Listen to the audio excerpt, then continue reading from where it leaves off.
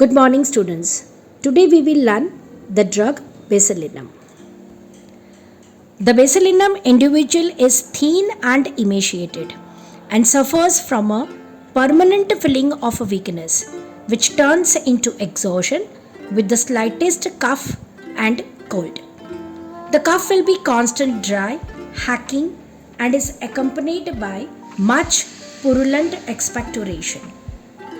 Bacilinum belongs to the pus from the lungs, but there will be less exhaustion associated with the chronic cough and cold.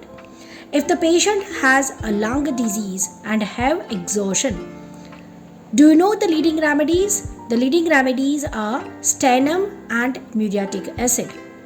During the COVID time, we have experienced that the patient have a much exhaustion after the episode has been over. For that, the leading remedy is stenum mat.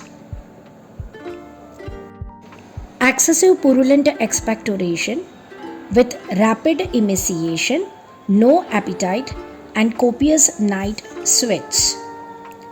It is known to be a particular for the cases where there is an excessive mucopurulent bronchial secretion.